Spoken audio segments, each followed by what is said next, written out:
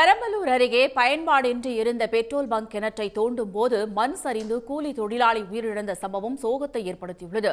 இது பற்றிய மேலும் விவரங்களை தருகிறார் நமது செய்தியாளர் சொல்லின் செல்வன். இந்த விபத்து தொடர்பான முழு விவரம்.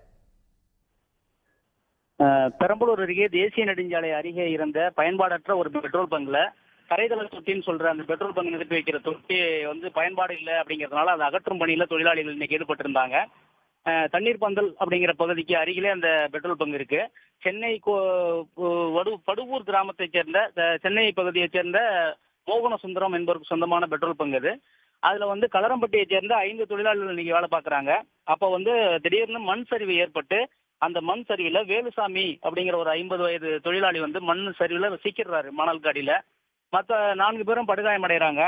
இந்த தகவல் இருந்து சம்பவ இடத்துக்கு போன போலீசார் தீயணைப்புத் துறையினுடைய உதவியுடன் இறந்தவரோட உடலை மீட்டு பெரம்பலூர் அரசு மருத்துவமனைக்கு உடற்கூறு ஆய்வுக்காக அனுப்பி வைக்கிறாங்க. இந்த சம்பவத்துல வினோத்குமார், சித்திரசேனன் மற்றும் தேவராஜ், கபிதாஸ் அப்படிங்கிற ஒரு 4 தொழிலாளிகள் காயமடைந்து பெரம்பலூர் அரசு மருத்துவமனையில சிகிச்சை பெற்று வருகிறாங்க.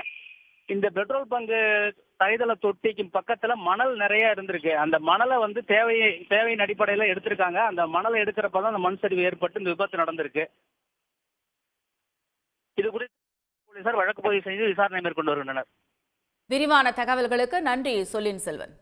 உடனுக்குடன் செய்திகளை தெரிந்து கொள்ள சன் நியூஸ் பெல் ஐகானை கிளிக் பண்ணுங்க.